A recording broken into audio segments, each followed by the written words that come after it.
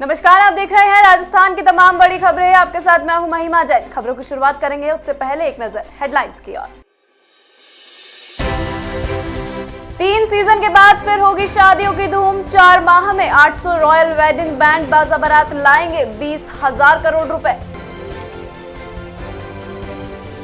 मां ने घरों में काम कर पढ़ाया बेटा रीट टॉपर। जन्म के बाद पिता की मौत, ट्यूशन से घर और पढ़ाई का खर्च निकाला। डेंगू का नया वेरिएंट, एसएमएस में 620 रोगियों में से 50 की मौत। प्रदेश में 2 साल बाद डेंगू रोगी 13,000 के पार। परकोटा बना कचरा गाह। 4 दीवारी क्षेत्र में दिवाली के बाद भी नहीं उठा कचरा, जगह जगह लगे हैं ढेर। भाजपा के प्रदेश महामंत्री ने सीएम गहलोत पर कसा तंज। दिलावर बोले, हनुमान चालीसा रोकोगे तो चौराहे पर नमाज भी नहीं होने देंगे। अब खबरें विस्तार से।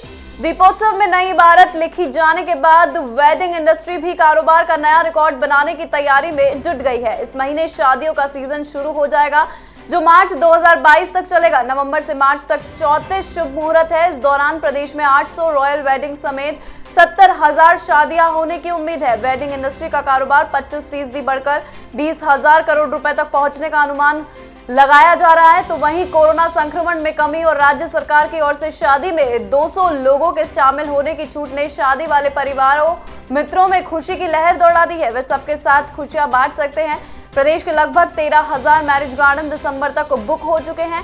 लगभग 10,000 होटल और रिजॉर्ट्स में से 90% की फरवरी तक बुकिंग हो चुकी है। पाली के रहने वाले दिनेश सेन ने रीट लेवल 2 में गणित विज्ञान विषय में 145 नंबर के साथ प्रदेश में दूसरा स्थान हासिल किया, लेकिन उनकी सफलता के पीछे की कहानी काफी संघर्षपूर्ण रही। दिनेश की मां चंद्रकांता ने बताया कि वह अपने ससुराल राजसंबंध में रहती थी। अगस्त 1997 में दिनेश का जन्म हुआ। परिवार में खुशियों का माहौल था, लेकिन इस दौरान पति गोपाल सेन बीमार हो गए। उनका इलाज भी करवाया, लेकिन दिसंबर 1997 में उनकी निमोनिया से मौत हो गई। ऐसे में दोनों बेटे दिनेश और पंकज की जिम्मेदारी उन पर आ गई। घर चलाना भी मुश्किल हो गया। ऐसे समय में भाई अमृतलाल और भगवती लाल ने साथ दिया। चंद्रकांता अपने पीहर पाली में आकर रहने लगी। प्रदेश में डेंगू बेकाबू हो चला है। यहाँ मरीजों का आंकड़ा 13,000 के पार पहुंच गया। यही रफ्तार रही तो कुछ दिनों में डेंगू मरीज 2 साल का रिकॉर्ड तोड़ देंगे। इससे पहले 2019 में सबसे ज्यादा 13,706 रोगी मिले थे। इस साल का आंकड़ा 13,007 पहुंच चुका है। मौतों का आंकड़ा भी लगातार बढ़ता जा रहा। चिकित्सा विभाग के अनुसार अब तक प्रदेश में 30 मौतें हो चुकी है, लेकिन सच ये है कि एसएमएस अस्पताल में ही डेंगू से अब तक 620 में से 50 मरीजों की मौत हो चुकी।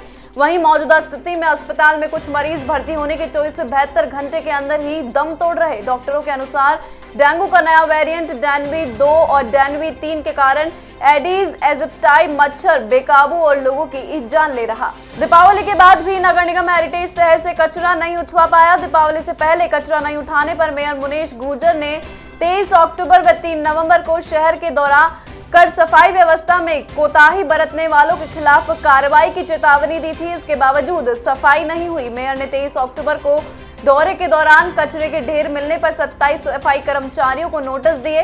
हालांकि करीब गत 15 दिन से लगातार सफाई में कोताही बरतने से हालात बदतर हो गए हैं। ऊपर डोर टू डोर कचरा लेने के लिए 2 से 3 दिन में पहुंच रहे।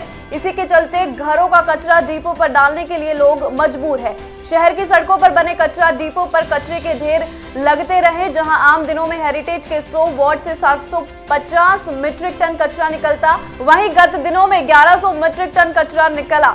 ग्रेटर नगर निगम के वार्डों में अलग अलग संख्या में सफाई कर्मचारी लगे। किसी वार्ड में 13 तो किसी में 100 से अधिक सफाई कर्मचारी लगे हैं। इसे लेकर पार्षदों का कहना कि वार्ड में पर्याप्त संख्या में सफाई कर्मचारी नहीं होने की वजह से दिवाली के त्योहार पर भी हर कॉलोनी में सफाई नहीं हो सकी। जो ये सफाई कर्मचारी लगे हुए हैं, इनसे तो मेन रोड व बाजार की ही सफाई हो पाती है। भाजपा के प्रदेश महामंत्री और रामगंज मंडी विधायक मदन दिलावर ने रविवार को एक बार फिर विवादित बयान दिया। रामगंज मंडी में आयोजित प्रबुद्ध जन सम्मेलन में उन्होंने गहलोत सरकार पर तंज कसते हुए कहा कि हनुमान चालीसा के आयोजनों पर रोक लगाने वाले सुन ले, अगर हनुमान चालीसा नहीं होगी तो चौराहे पर नमाज भी नहीं होने देंगे।